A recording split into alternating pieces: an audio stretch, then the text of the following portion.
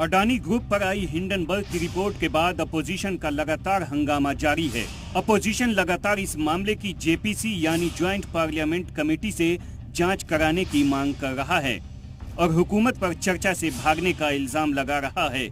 Adani group के शेयरों में लगातार हो रही गिरावट के बाद LIC और SBI के सरमायाकारी को लेकर सवाल उठ रहे हैं।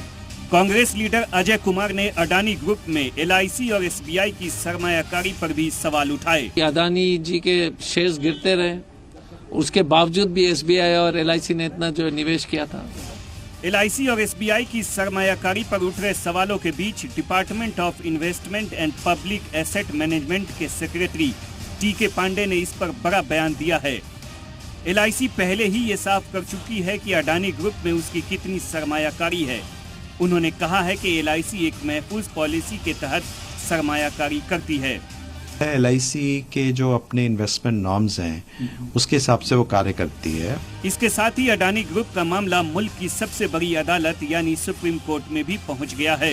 हिंडनबर्ग की रिपोर्ट आने के बाद से अडानी ग्रुप के शेयर में लगातार गिरावट का दौर जारी है। इसी बीच अडानी इंटरप्राइजेस को बड़ा झटका लग सकता है।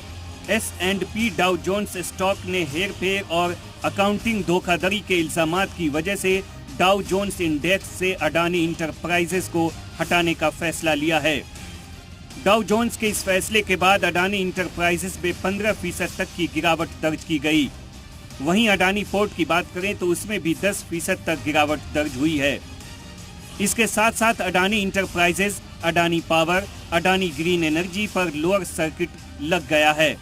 इसके साथ ही नेशनल स्टॉक एक्सचेंज ने अडानी ग्रुप के 3 शेयरों अडानी इंटरप्राइजेज, अडानी पोर्ट और अंबुजा सीमेंट को एडिशनल सर्विलांस मेजर पर लगा दिया है।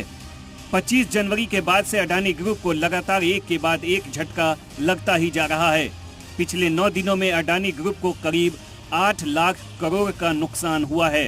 हिंडनबर्ग के दावों के बाद कल RBI ने भी बड़ा एक्शन लिया था। RBI ने कल सभी बैंकों को अडानी ग्रुप को दिए गए लोन की जानकारी मांगी थी। ब्यूरो रिपोर्ट, जी मीडिया।